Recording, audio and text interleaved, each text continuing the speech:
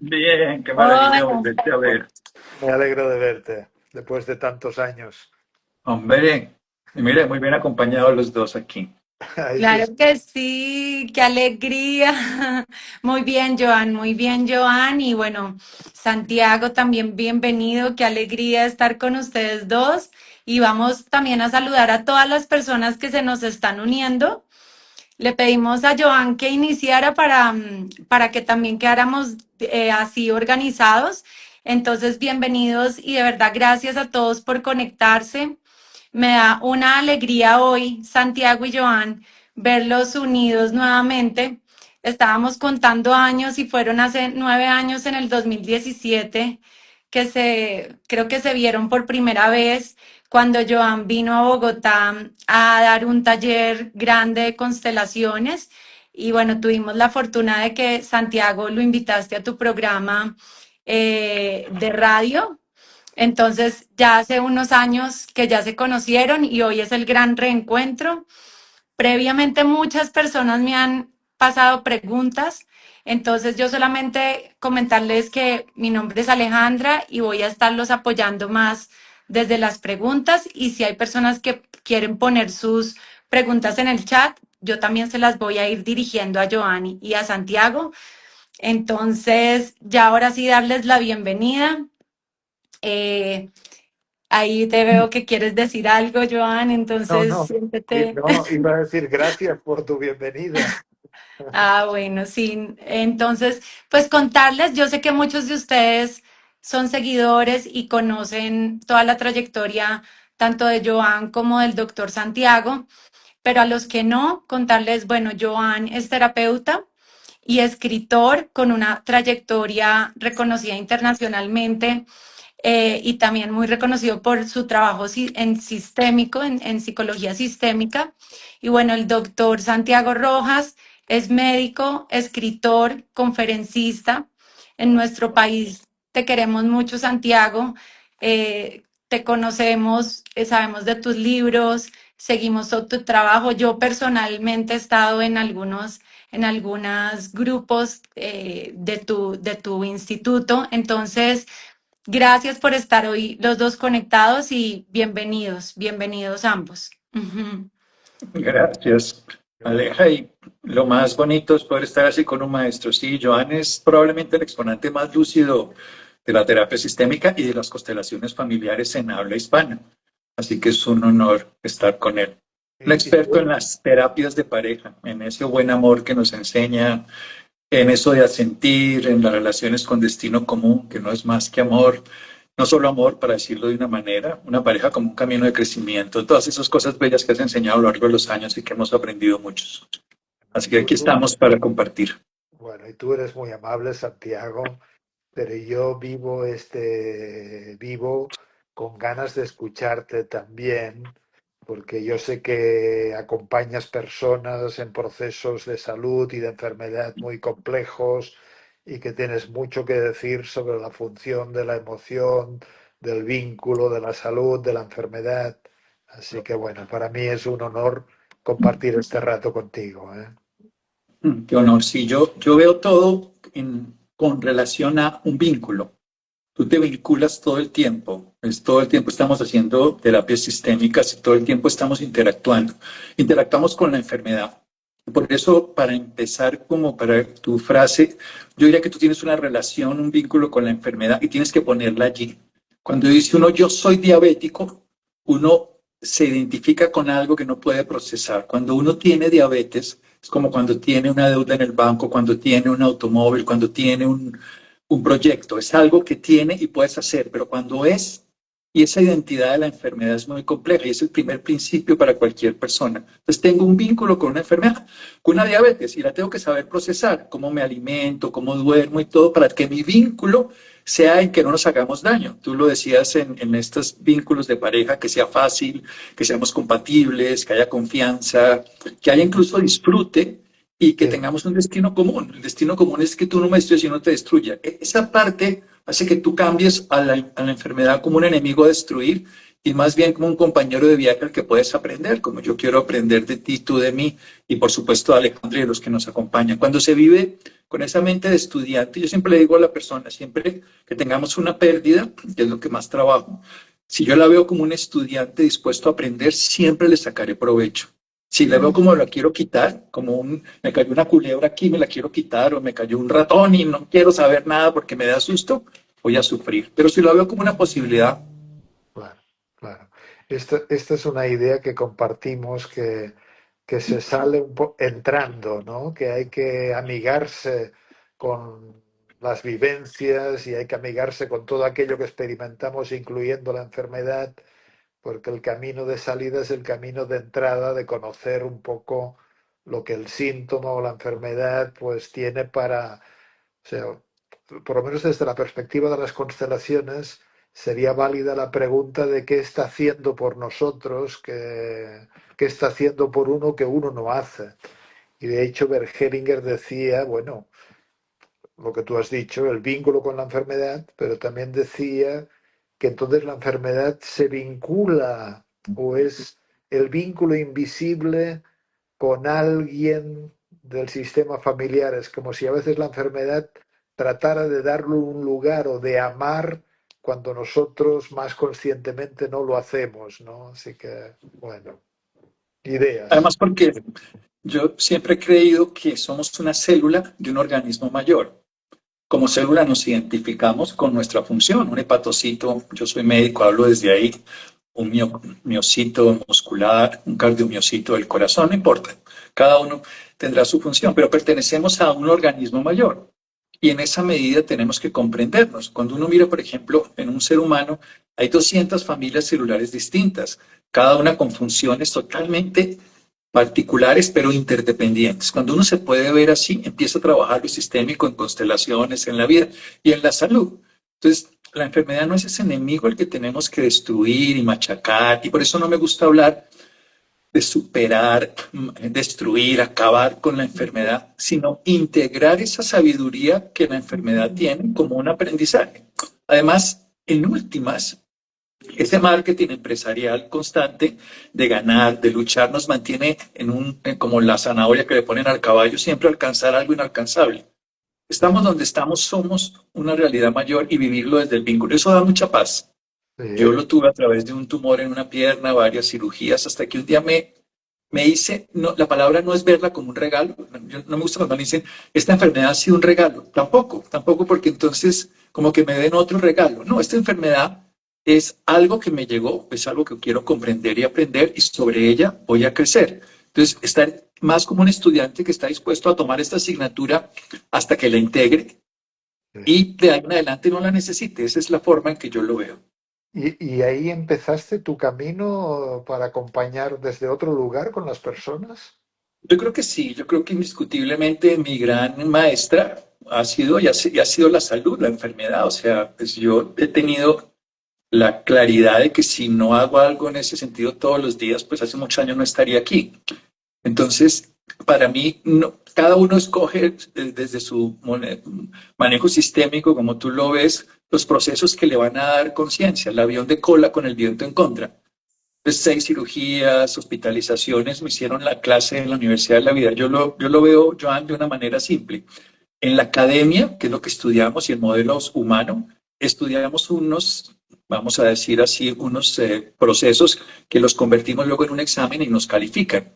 En la vida tenemos de una vez la experiencia, la prueba, y luego tenemos que aprender sobre ella. Entonces, en lugar de que me permitan estudiar para poder hacer el examen, la vida me pone una prueba que existe a través de algo que ya, ojo, yo vengo en un ambiente de padres, de abuelos, de cultura, de experiencia biológica, sutil con la naturaleza, astronómica, astrológica, mucho más interdependiente que esa sensación de soledad es una sensación totalmente falsa, que la vivimos porque el cerebro nos quiere educar y engañar para que nos identifiquemos transitoriamente. Pero en la medida que uno se da cuenta que es transpersonal, que lo que tiene uno le viene dado por muchas condiciones externas y que lo que tiene que hacer es aprender a procesarlas.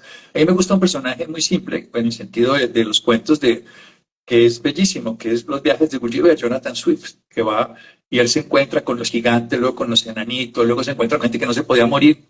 Y tiene una frase que a mí me marca la vida y se la digo a los pacientes todos los días. No importa lo que la vida te haga, importa lo que haces con lo que la vida te hace. Eso ya está, Eso. ahí estamos. Bueno, muy interesante.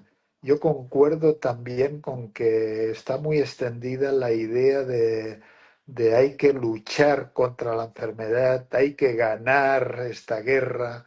Y esta metáfora del luchar y ganar parece que es una infección casi social, no solo con la enfermedad, sino como si tuviéramos que vivir conquistando, cuando en todo caso quizá la única conquista, y la palabra no sería exacta, legítima, es habitarse a uno mismo, ganarse a uno mismo, poseerse a uno mismo, una hospitalidad casi infinita con uno mismo.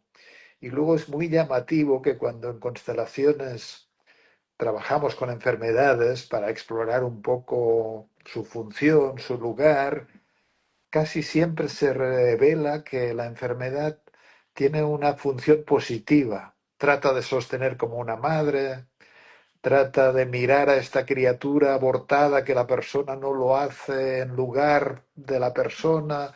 Es decir, es como si la enfermedad fuera una emisaria amorosa o protectora. Y esto es muy sorprendente y muy paradójico, porque en general la relación con la enfermedad es decir, no te quiero a ti, aquí, vete, apártate de mí, voy a hacer todo para amputarte.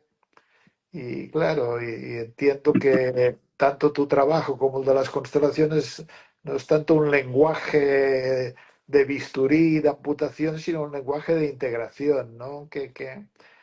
Ujú. ¿Qué hace para mí? ¿Qué está queriendo? ¿Con qué me conecta? ¿Qué cosas no alcanzo a manejar con una cierta conciencia que luego necesitan expresarse a través de la enfermedad? Bueno, y yo no soy experto en enfermedades, pero cuando a veces trabajo también en el ámbito de la enfermedad, tengo que decir también de que me conecto con el misterio, con que hay algo que tampoco sabemos todo, ¿no? Con que Eso es hay... mejor. Con, Qué, que qué uno, delicia uno saber se que no siente muy sabemos. humilde. No, es que cuando creemos que sabemos, nos equivocamos. Cuando sabemos que no sabemos, somos más prudentes. A mí me encanta siempre la simbología y me voy un poquito al mundo actual. Una película que se llama La Nana McPhee. No sé si la conocen. Un señor tiene varios hijos, él es viudo, y llega una maguita, que es la institutriz, y ellos la detestan y ella se va transformando hasta que se vuelve una mujer muy bella. Pero él les dice, ella les dice una cosa, cuando ustedes no me quieran, pero me necesiten, estaré, pero cuando ya me quieran y no me necesiten, mire, para mí esa es la enfermedad. Cuando tú no la quieras, pero la necesites, ella estará. Y cuando tú ya la quieras porque la valoras, porque te das cuenta de lo que te hizo cambiar en la alimentación, en la autoestima, por ejemplo, una enfermedad autoinmune es puro proceso de autoestima, mi sistema se está atacando. Cuando me empiezo a amar, a tener algo que es valiosísimo, que el ser humano no se da cuenta que es el amor propio. Cuando empiezo a hacer eso, entonces, cuando ya no te quiero y te necesito, estás, pero cuando ya te quiero y no te necesito, te vas. Eso para mí es la enfermedad. Oh, qué interesante, qué interesante. Wow. Alguna vez en algún taller me salió la frase que la salud absoluta es el amor absoluto y Wow. que guarda una profunda sintonía también, ¿no? El, el- el estar sano, ya, ya no sé si en un sentido absolutamente físico, ¿no? Porque también a mí me parece entender que, claro, con 100 años, hay gente sana con 100 años, pero todo tiene un proceso de desgaste también, ¿no? De alguna manera, pero que en un sentido interior el amor absoluto milita con que el cuerpo se relaja, con que el cuerpo sabe estar, con que el cuerpo, qué sé yo, ya no necesita tanto la enfermedad, ¿no? Como decías tú. Sí, Les pregunto la tiene. ahí, les Dale, pregunto un dale. minuto, porque he visto varias preguntas de personas hablando. tuve la muerte de mamá, tuve una enfermedad de mi hija, se me subió el azúcar, ciertos síntomas relacionados a temas con los vínculos. Y cuando Joan habla del amor, se me viene a mí a la mente también el asentir y acompañar a los otros o acompañarnos a nosotros mismos con amor frente a las vicisitudes familiares o económicas o críticas. No sé si lo leen así o cómo podemos guiar a las personas o si la enfermedad empieza por algún lado, poderla ir como a revisar lo antes posible para ver qué de pronto nos está costando integrar. Y lo uno a esas preguntas que han puesto en el chat. Sí. Bueno, no, o sea, para mí el asentimiento, que es concordancia, que es discipulaje de la realidad, claro, esto estamos en un nivel que casi trasciende el yo personal, porque quien puede asentir es más la esencia, es más la conciencia, es más la base, que es el espíritu, ¿no? A los budistas en la tradición Dzogchen utilizan la imagen del espejo y a mí me parece como metáfora una de las mejores sobre el amor, porque el espejo no rechaza nada y tampoco se apropia de nada. Y yo creo que no sería equivocado de decir de que en el interior de cada persona está este espejo, que en realidad es la conciencia pura, y la única misión que conoce es el asentimiento, porque el espejo no dice a ti no te quiero, no dice tú me pareces demasiado vanidoso, no dice tú me desagradas, tampoco dice me quedo contigo porque me gusta tanto. Simplemente es la mayor experiencia de la amorosidad, pero que ya no viene del yo personal, que tiene sus filias y sus fobias y sus agrados y sus desagrados, ¿no? Así que desde este lugar el único canto es el canto del sí, del asentimiento, de la concordancia, del discipulaje de la realidad. Y esto en términos prácticos y desde la perspectiva de las constelaciones es cómo logramos caminar o hacer este camino para ponernos más cerca del sí a la madre, por ejemplo, con todas las heridas, con todas las historias, del sí al padre, del sí a una muerte, a una pérdida, del sí a la enfermedad, como decía Santiago Sea también. la vida como es, como dices tú. Sí, sí, es como si fuera una llave. Lo que pasa es que, claro, cuando yo digo asentimiento, claro, me lo digo a mí mismo. Sí, sí, la palabra es muy bonita, pero luego realmente rendirse o encontrar este lugar de espejo donde dices sí, lo abarco y lo abrazo, a veces es una pelea porque el yo personal dice no quiero de ninguna manera, no quiero. Es como o quiero extremadamente que suceda esto y lo otro. Y bueno, ya Buda nos enseñó de que en realidad sufrimos porque suceden cosas que no queremos o porque no suceden cosas que queremos. Y entonces nos dice, pero bueno, esto tiene un remedio y una causa. Y la causa es que nos tomamos muy en serio nuestros quereres y nuestros rechazares, digamos, ¿no? Como si fueran el centro de nuestra vida. Y claro, y el Si Buda uno nos dice, pudiera, sí, si uno pudiera experimentar la vida como en el momento que está en un lecho cómodo para dormir, la viviría siempre en beneficio. Cuando uno ya está listo para quedarse dormido y está con una pijama, por allá dicen pijama, que está torcida, seguramente una mujer con el maquillaje así, no importa, no importa nada, solo me entrego a lo que está ocurriendo. Ese es claro, el instante donde uno puede descubrir la grandeza del asentimiento, de lo que yo llamo, a mí me gusta usar una palabra que es de Krishnamurti, que es rendirse, rendirse, la rendición. Yo ajá, la llamo así, ¿no? Es rendirse ante lo que es. Otra forma de decirlo, como dice Sadhguru, es la aceptación. Tú tienes esa palabra de asentir a tu pareja como es, asentir que la relación se terminó cuando se terminó. Y te quiero, tú dices una frase cuando te he conocido, te quiero por quien no por yo quién quiero que tú seas, sino por quién tú eres.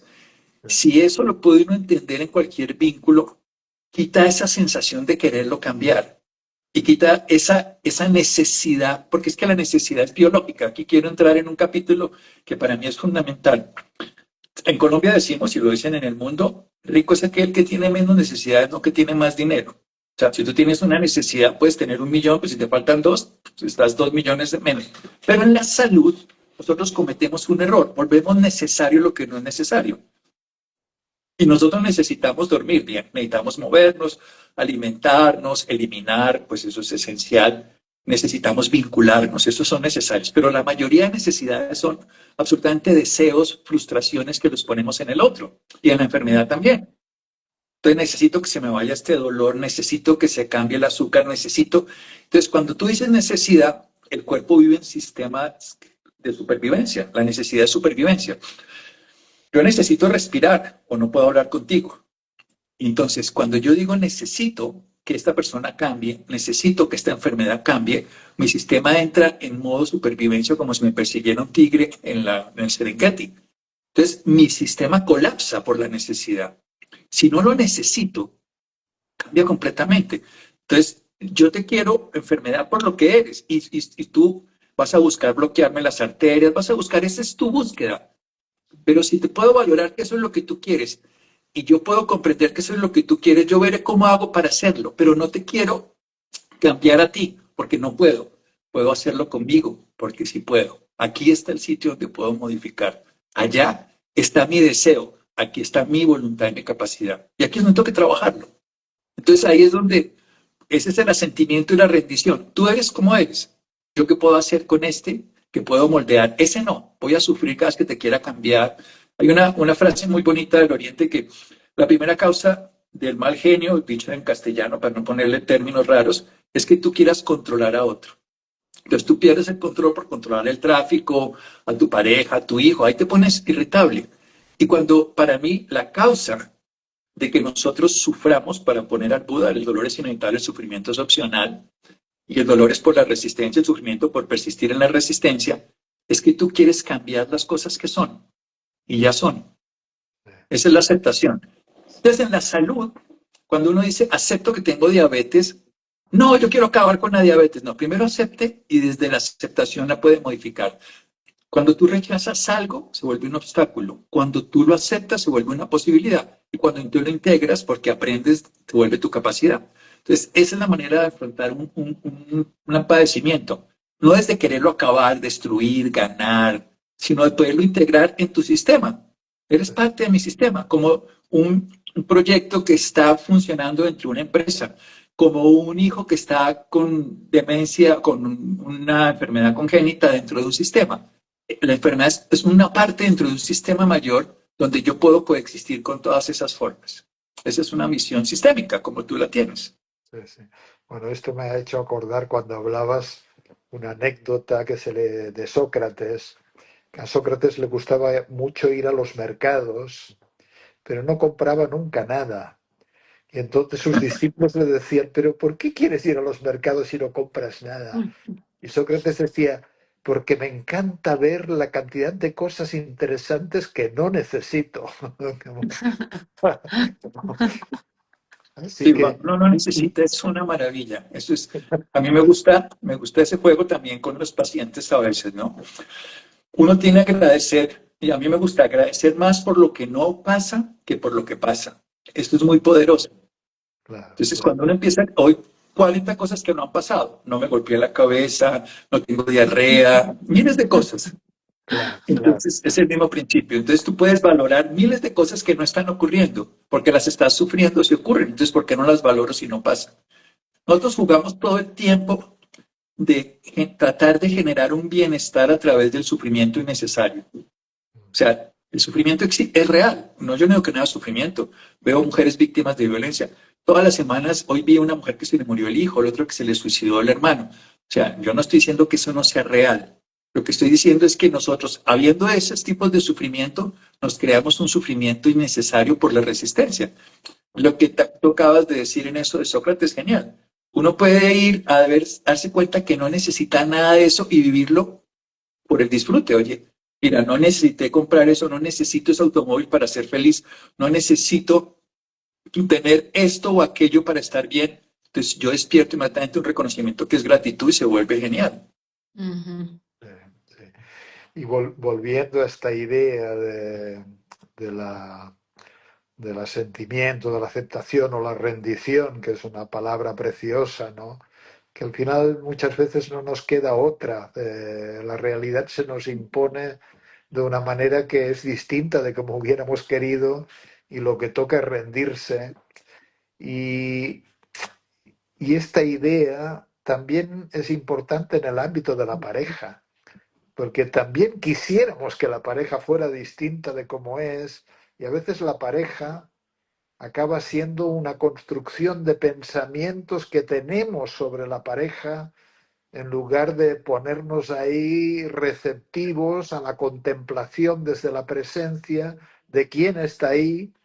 Y claro, tenemos pensamientos sobre el otro y tenemos pensamientos sobre cómo debería de ser el otro, cómo debería de cambiar el otro, y mientras tanto, en un sentido radical, ni siquiera hacemos un contacto verdadero con el otro, ¿no? Así que también es que en realidad hemos empezado con el vínculo, pues el vínculo con la enfermedad, el vínculo con la pareja, el vínculo con es como si la vida fueran vínculos, nexos, conexiones, ¿no? Y hay un constelador bastante conocido que trabaja mucho con enfermedades y él dice justamente lo que cura es ponerse en conexión, ¿no? No tratar de desconectarse, sino reconocer la conexión. Y luego, bueno, yo creo que, que la enfermedad, lo que se ve en constelaciones es que a veces es un intento de curación por el lugar, entre comillas, supuestamente equivocado, pero que pretende algo útil. Y que la pareja también es un campo donde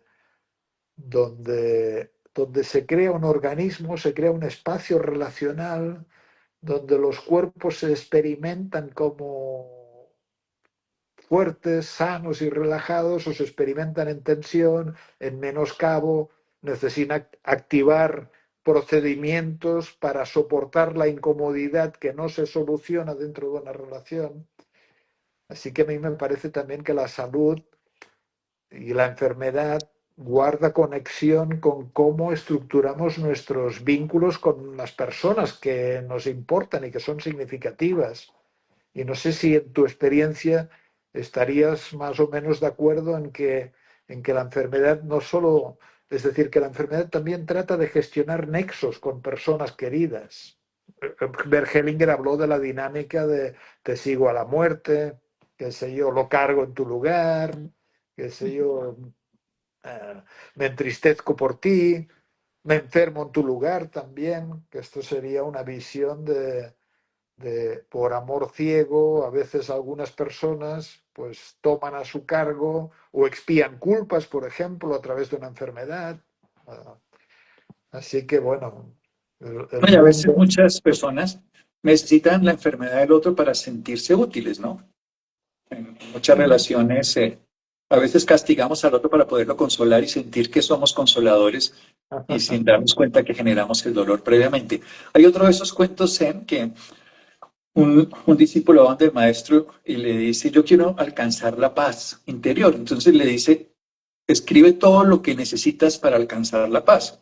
Entonces necesitaría que esto pasara, que mi madre, que mi no sé qué, que si sé cuánto, que tuviera. Entonces le dice muy fácil, quita simplemente todas las necesidades que tienes y cuando no las necesites estarás en paz. Cuando uno, por eso insisto en esto de la necesidad. La necesidad es algo muy biológico y en el cuerpo está muy bien, necesidad de fecar, de orinar, de alimentarse.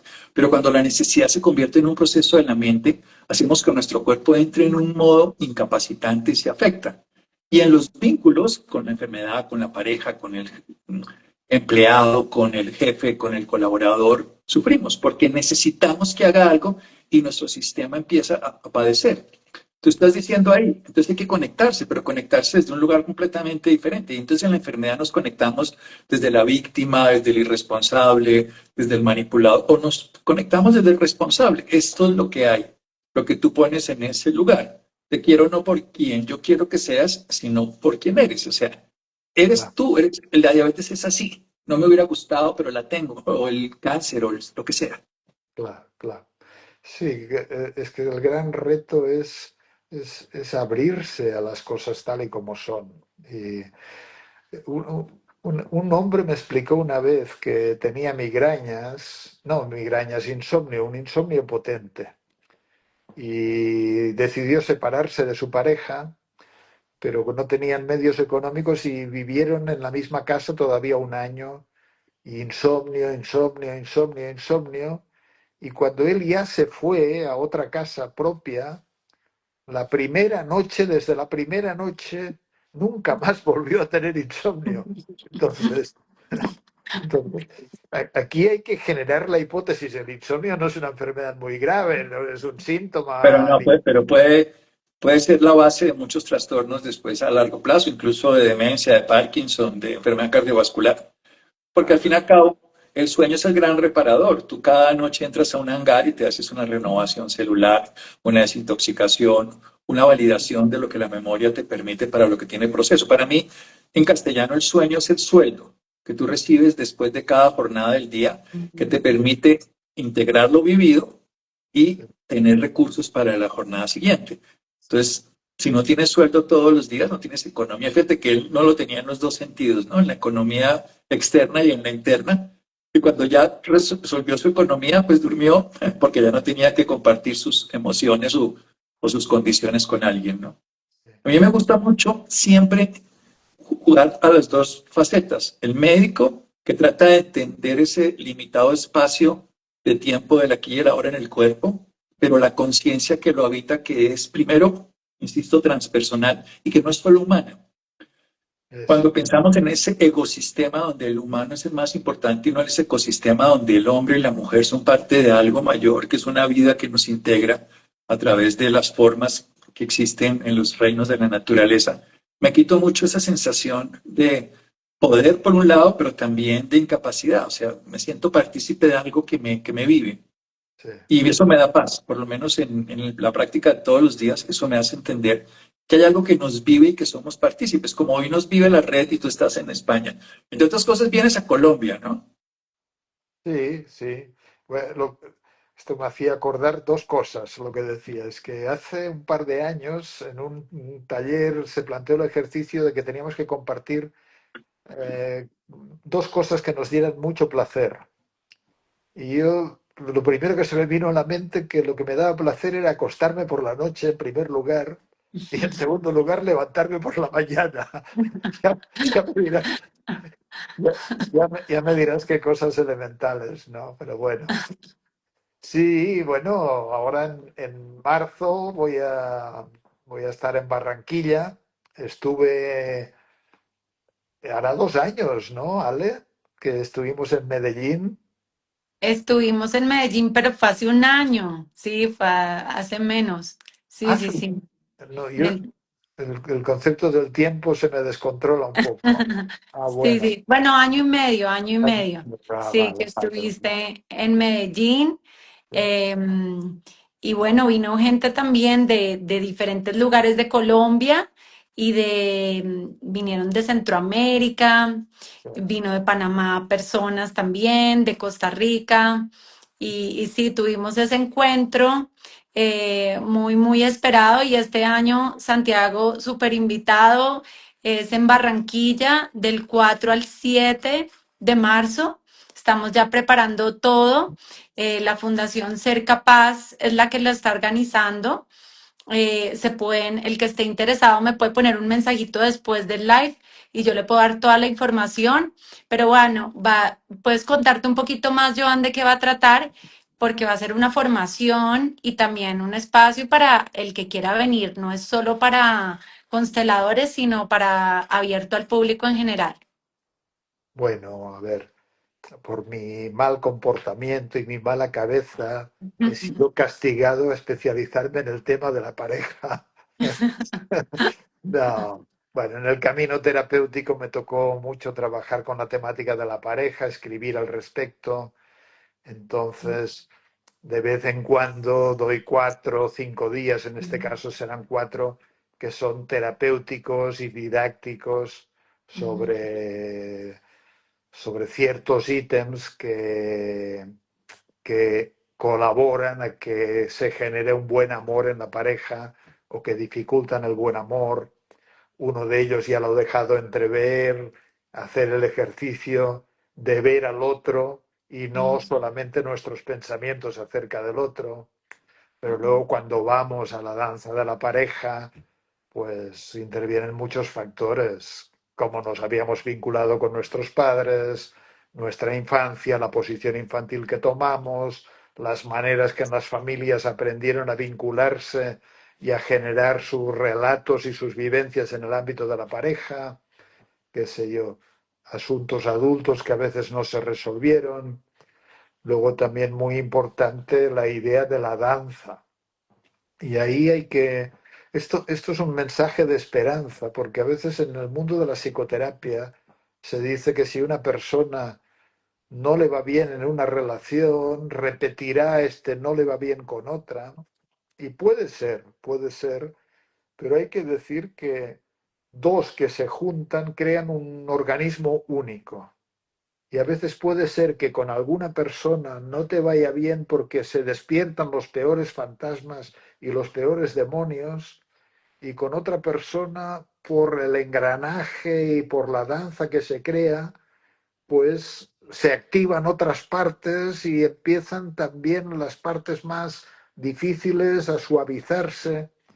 Así que es importante, y yo lo reivindico, elegir bien, tomarse el tiempo para explorar cómo es esta danza, cómo es este organismo, tener más conciencia también de las propuestas relacionales que hacemos, porque veremos en el taller también que muchas parejas, especialmente si son más bien jóvenes o menos conscientes, pues establecen una especie de pacto implícito sobre el lugar que le va a corresponder a cada uno. Y a veces es un pacto de ayuda. Y uno dice, bueno, tú serás el fuerte y yo seré el frágil y el dependiente. Y entonces el fuerte ayuda al otro a que no tenga que reconocer su fuerza. Y el frágil y dependiente ayuda al fuerte, entre comillas, a que no tenga que reconocer su fragilidad, ¿no? Entonces, bueno, hay patrones relacionales que activamos y que muchas veces corresponden a escenarios más bien infantiles, y hay que tomar conciencia, clarificarlos, irlos desactivando. Y el crecimiento en la pareja, porque una pareja ofrece mucho crecimiento, tiene que ver con flexibilizarse también. Si a veces soy fuerte y a veces siento fragilidad.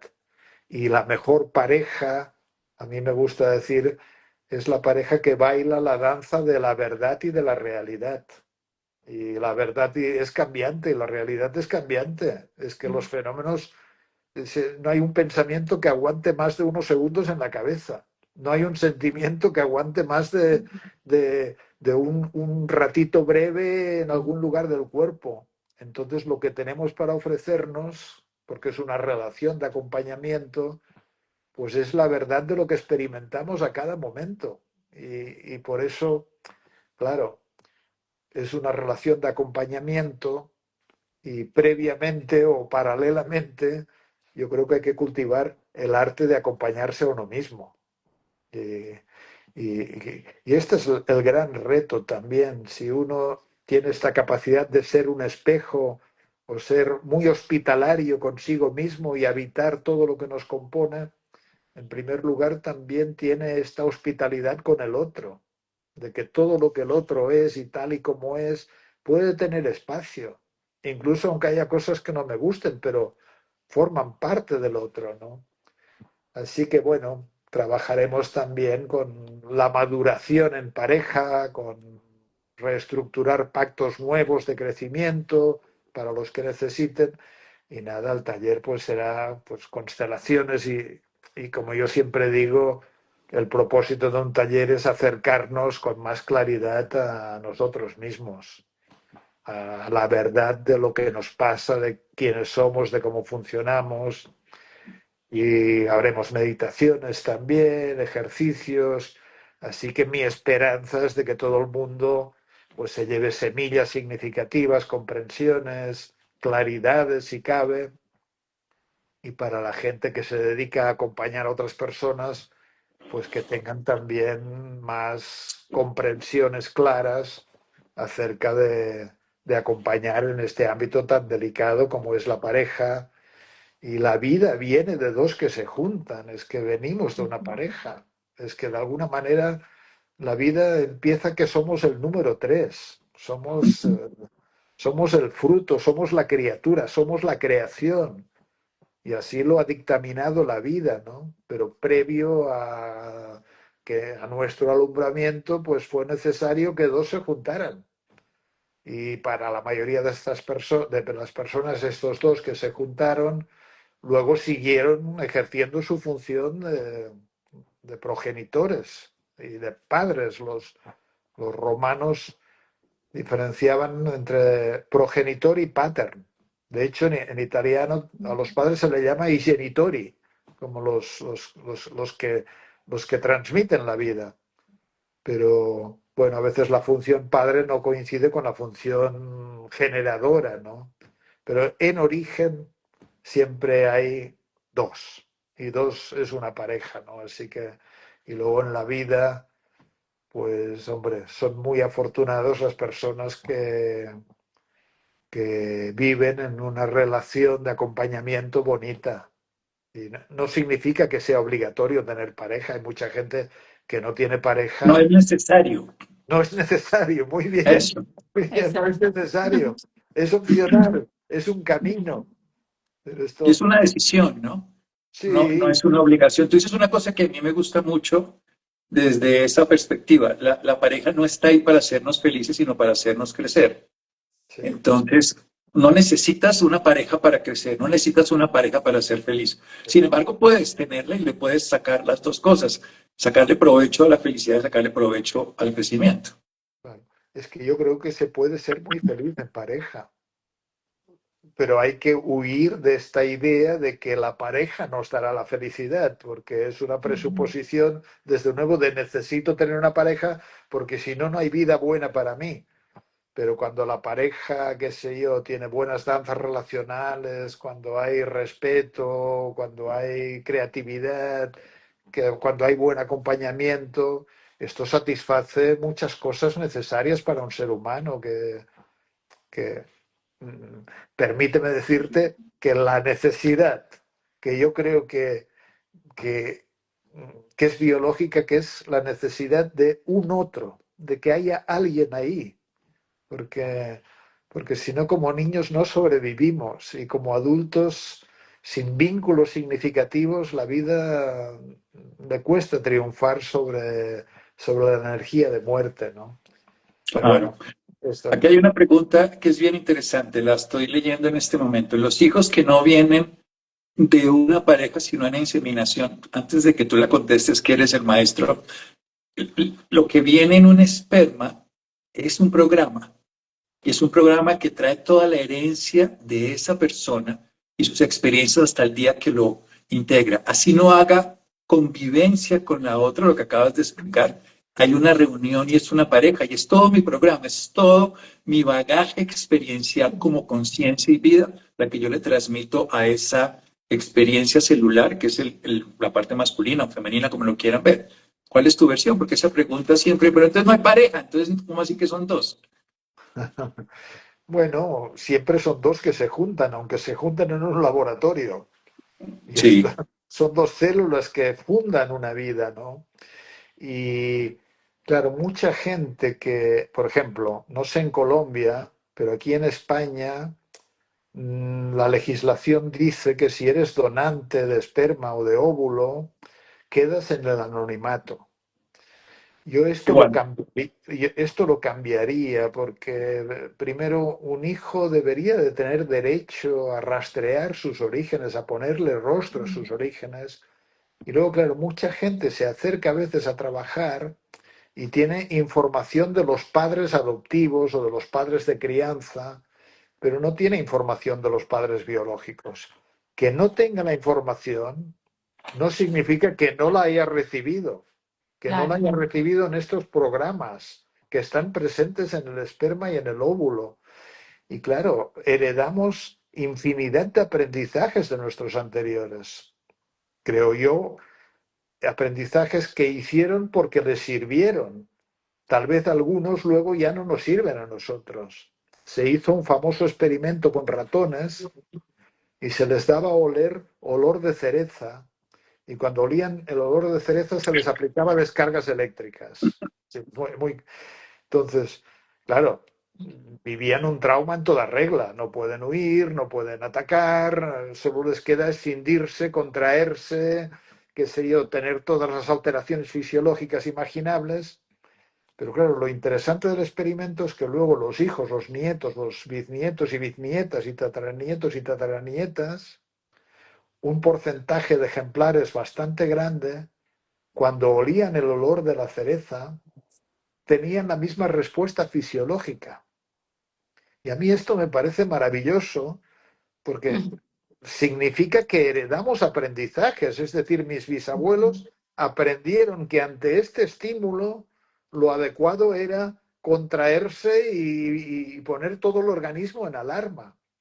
Pero claro, luego hay personas que a veces tienen vivencias, sensaciones, respuestas, reacciones que no comprenden, que no encajan con la realidad que les toca vivir, y a veces hay que rastrear dónde pertenecen, a quién hay que entregarlas, con quién corresponden, con quién hay que dejarlas. Y esto, claro, también es volviendo a lo que decías tú de que, de que tenemos que pensarnos como sistemas muy grandes, dentro de un sistema muy grande, y que la vida nos vive y que muchas otras personas nos viven también de alguna manera, ¿no? Lo cual me parece una excelente noticia, porque imaginemos que yo hubiera crecido de la nada y andara solo por el mundo, estaría claro. como perdido absolutamente. Mira, hay una cosa Joan, que a los colombianos, dale. súper, súper en línea a lo que estabas diciendo, me surge la pregunta de cómo sería una constelación para una persona, por ejemplo, o que ha sido como ponía la persona y que Santiago leyó el caso de una inseminación o una persona que fue adoptada. Entonces, tiene, por lo que puedo llegar a pensar, ahí tiene dos sistemas: ese programa de sus padres biológicos y de sus abuelos, y también de los con los que está conviviendo, o no. Sí, bueno, tiene como decir, el contagio de todos. Imagínate el caso de un esperma de donante, un óvulo de donante, se fecundan y se crea un embrión. Y este embrión es implantado en el vientre de una mujer, llamémosla de alquiler, pero cuando la criatura nace es entregado a unos padres de crianza. Un padre, una madre, dos madres, lo que sea. Pero luego resulta que cuando el niño tiene 3 meses, los padres mueren en un accidente, por ejemplo. Con lo cual este niño luego es adoptado por otra familia. Entonces, imagínate la cantidad de influencias que está recibiendo esta criatura.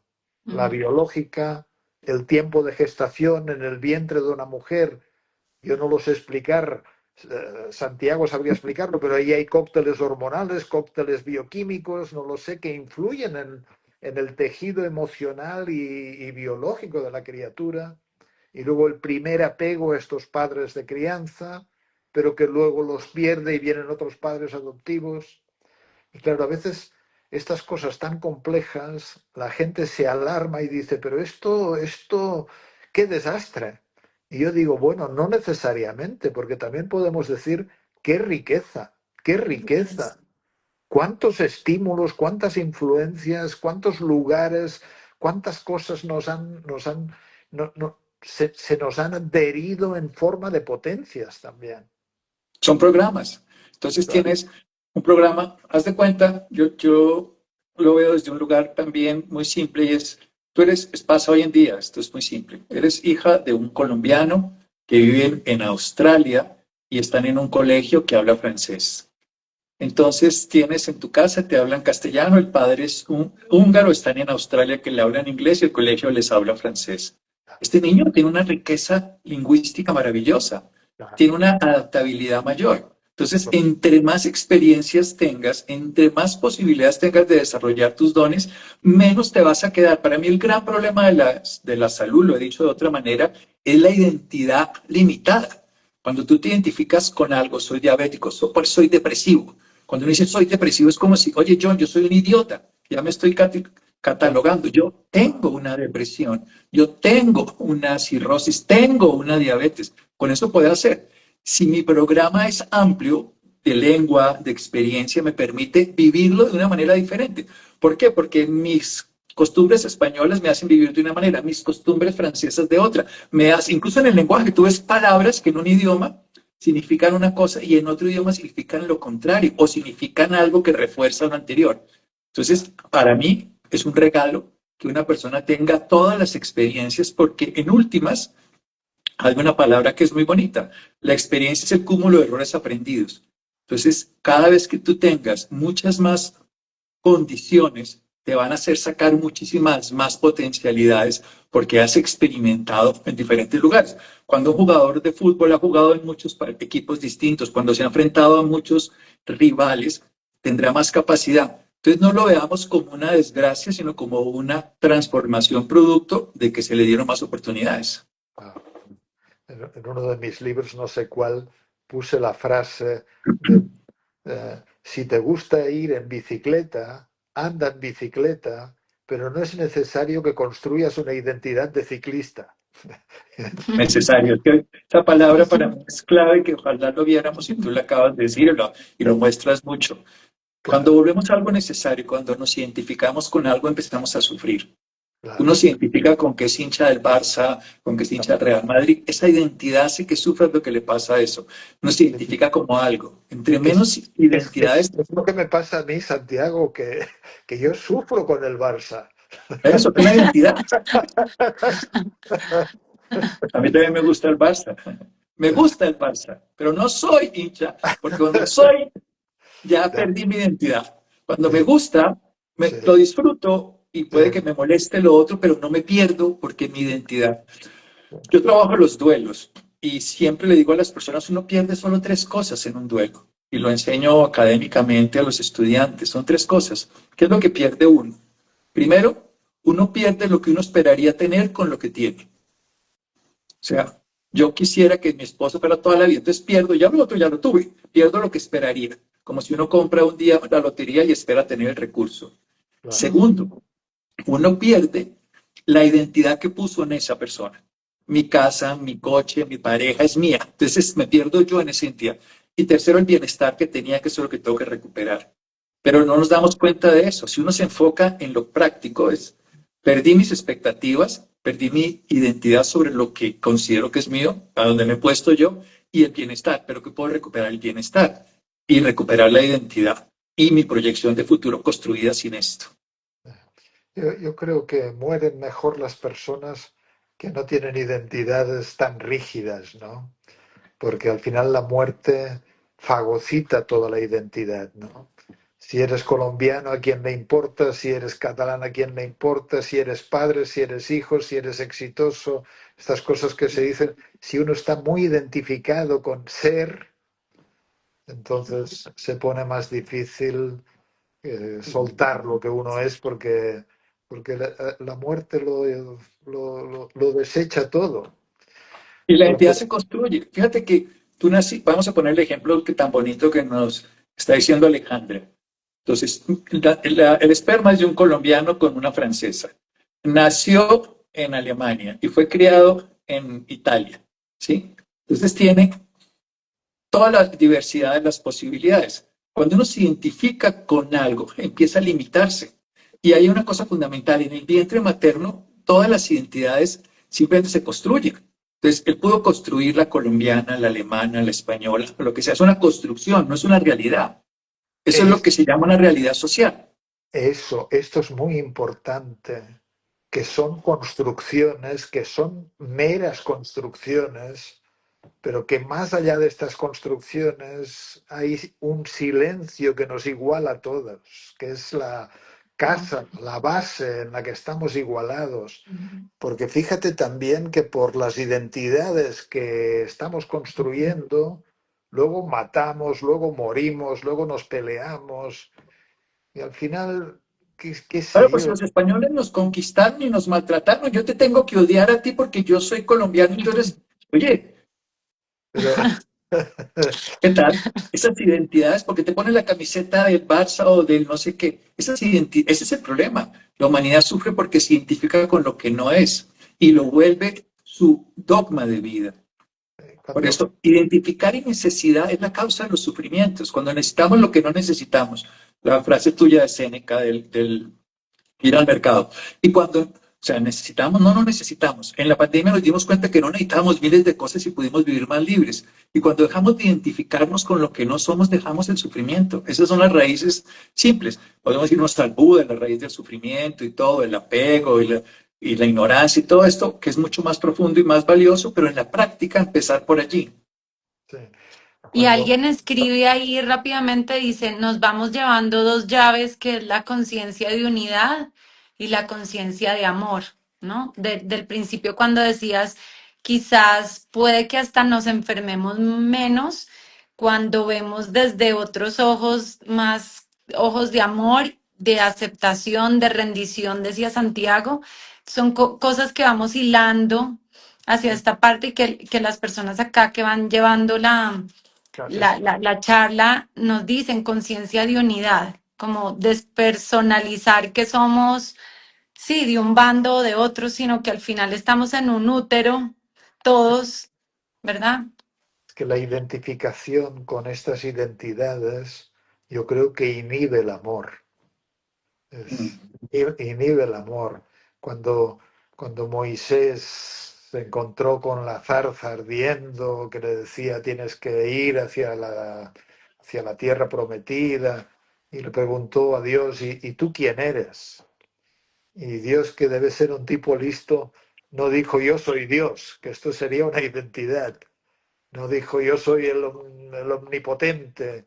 Él dijo yo soy el que soy. Soy.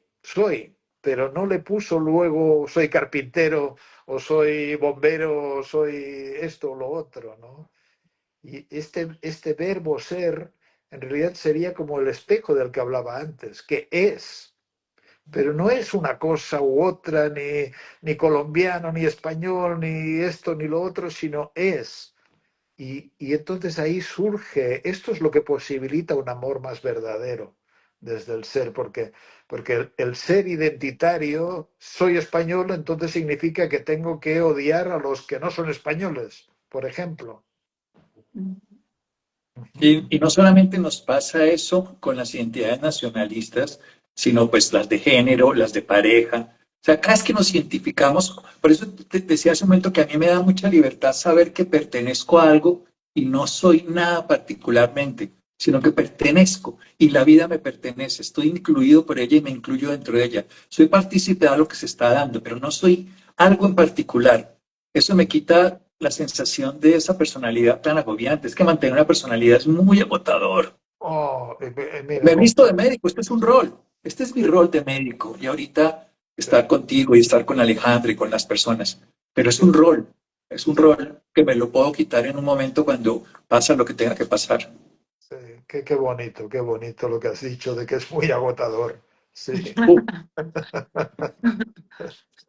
sí, porque es agotador, porque tenemos que hacer un esfuerzo para sostenerlo. Por eso te decía que para mí el momento, si uno lograra no perpetuar, porque esa es una idea totalmente del deseo y fantasiosa, pero pudiera renovar esa sensación que uno tiene antes de quedarse dormido, que ya no la identidad se pierde, las hipótesis se pierden, lo que va a ocurrir mañana no existe, lo que pasó hoy en día ya no tiene importancia, y solo me entrego y me rindo a ese momento que me acoge los brazos de Morfeo, si lo miráramos así. Si uno pudiera experimentar esa misma sensación muchas veces más, la vida sería tan distinta. ¿Por qué? Porque en ese momento no tienes ninguna necesidad y no tienes ninguna identidad. O sea, ya estoy durmiendo, pues ya ni lo necesito ni no, ya se da. Y la identidad, ¿qué importa cómo me llamo, el doctor, el médico, la pareja? Estoy durmiendo. Es así de simple. Sí, sí, Ese sí, es el estado simple. sí, sí. Sí. A mí me surge la última pregunta y tiene que ver con lo que están diciendo de ese sentimiento antes de ir a dormir. Y yo lo relaciono con lo que de pronto tú, Santiago, que acompañas personas que están cerca como a la muerte, a morir.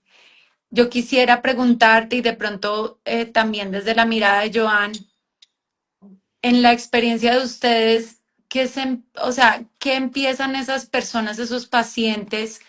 A ver como lo relevante, a sentir, a traer a su conciencia, para que digamos que nosotros desde ya podamos estar, digamos, teniendo esa conciencia de unidad, amor, o lo que sea que tú nos comentes para irlo practicando ya desde jóvenes o desde la edad que estemos.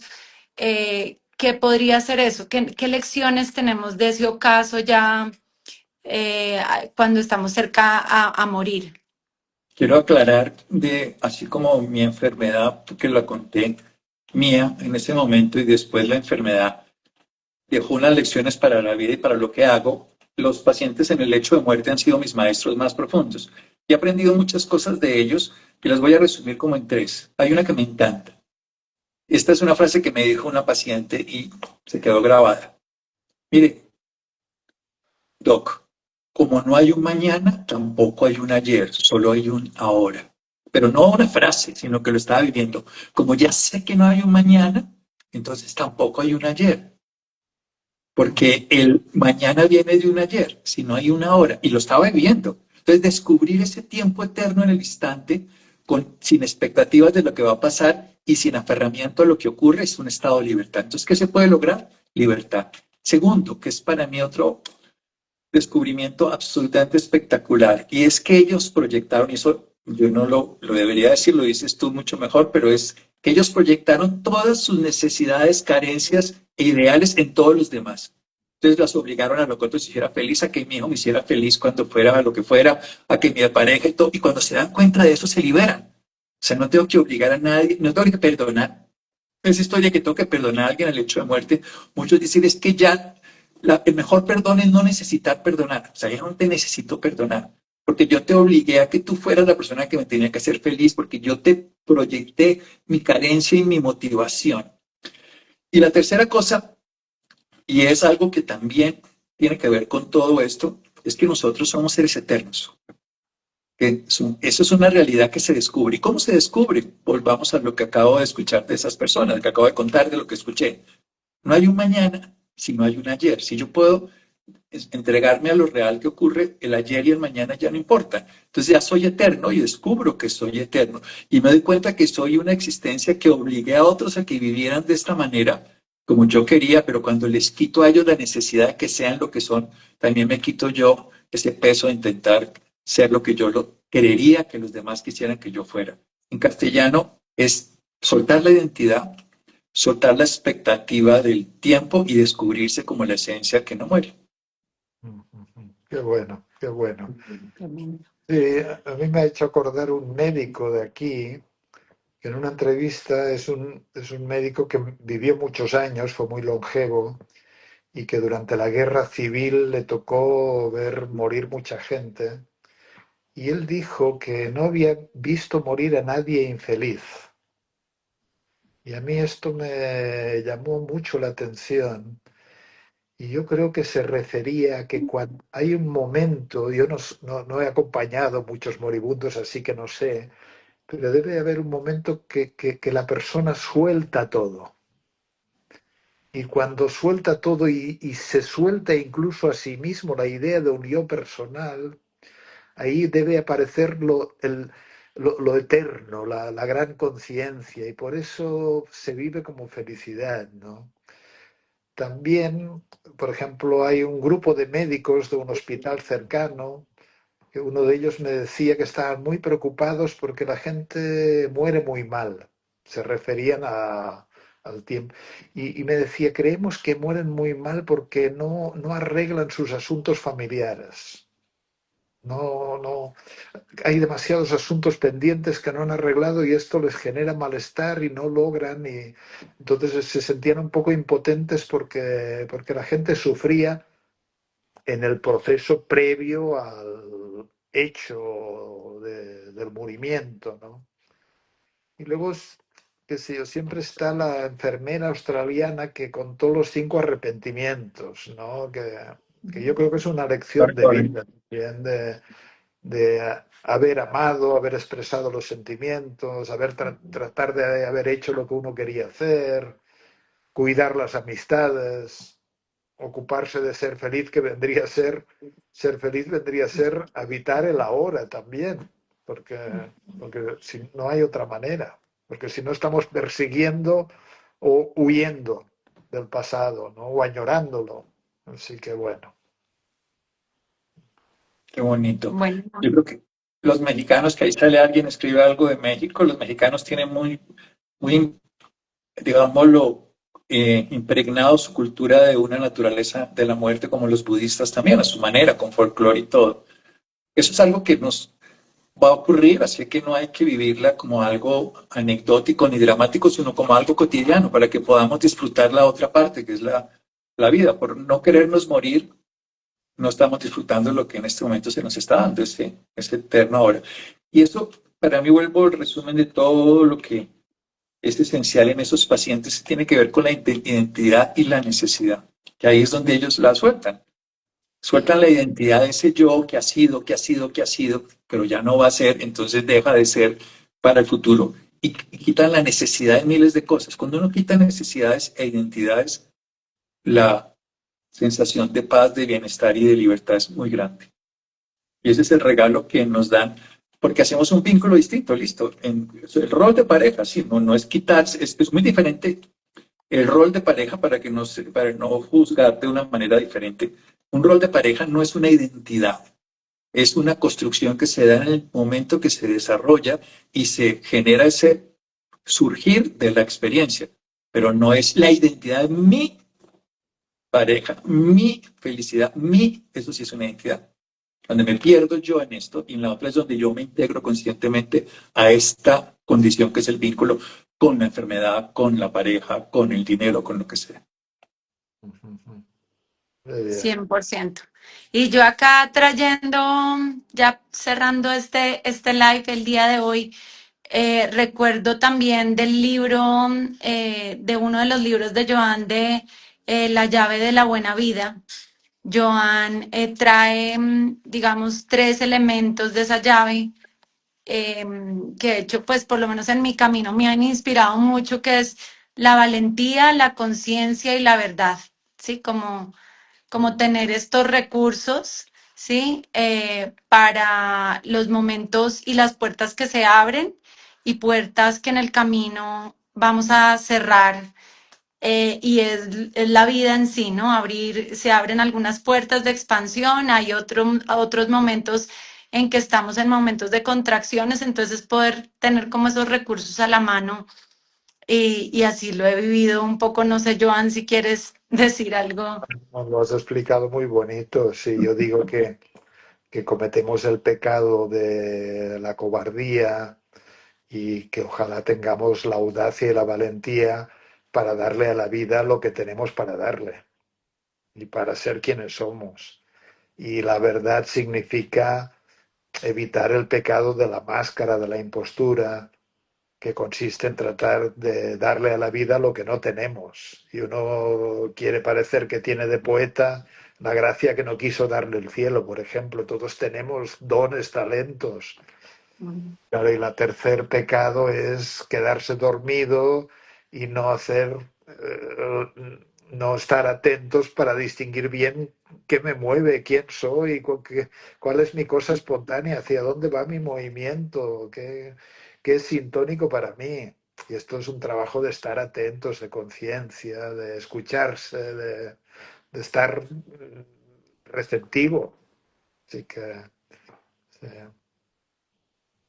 Bueno, pues muy bien, pues de nuevo, Joan, Santiago, gratitud infinita. en el chat. Muchos también lo están poniendo. Gracias a ustedes dos por reunirse nuevamente, por reencontrarse. Ojalá se pueda hacer más frecuentemente o se puedan encontrar en algún momento en alguna gira que venga Joan, o si en este caso Santiago nos visita en Barranquilla, porque realmente nos nutrió mucho esta conversación y les agradecemos infinitamente. Gracias por el tiempo de los dos y ya sé que en España ya está terminando el día, entonces también ya va a llegar tu momento de placer, Joan. Y mañana De el otro, descansar. el de despertar. Estás muy Sí, yo creo próximo. que todo final es un principio y todo principio es un final. Entonces el final del día y el principio terminan reuniéndose. Recuerden, va a estar del 4 al 7 de marzo en Barranquilla y los informes están aquí arriba, donde está la página tuya, que no es la tuya, sino la de la empresa, ¿no? Porque Claro, no pero es la de para los que Alejandra. nos... No, es ser capaz y se los digo súper rápido, www.joangarriga.sercapaz.org. Igual si tienen alguna consulta me pueden escribir por Aware, por mi página, a un comentario. Yo les doy toda la información con teléfonos, con contactos, incluso hoteles, todo tenemos ya organizado para que los podamos asistir y puedan hacer parte de este evento. Muchísimas gracias. Joan Garriga, sercapaz.org, ¿no? Para que lo tengan claro, ya lo pueden encontrar. Ser capaz. joangarriga.sercapaz.org. Ahí encuentran todo. Bueno, gracias infinitas, Gracias a ti, Santiago. maestro. Ha sido un placer muy grande compartir este espacio, qué sé yo, escucharte, aprender mucho contigo de los matices que le pones a las cosas. Así que te agradezco muchísimo. Y Ale también, qué sé yo, gracias por estar ahí, auspiciar, qué sé yo, cuidar. Y antes de que cerremos, como yo he empezado el live, me tienes que decir que tengo que tocar algo para que... Tranquilo, lo cierras. Sí, Luego invitas de colaborador a Santiago y a Ware. Y luego, si quieres ponerle un rótulo, un título, vale, está bien. El buen amor en los vínculos y la salud, lo vale, que quieras, y ya lo pones y ya se vale. queda ahí en publicado. Vale. Eso sería todo. Bueno, Bueno, gracias a los dos. Gracias. Hasta pronto. Chao. Vale, gracias, Joan. todo lo bueno. Gracias. Chao, Chao, chao, chao. Gracias. Chao. chao. Chao. Y a todos. Adiós.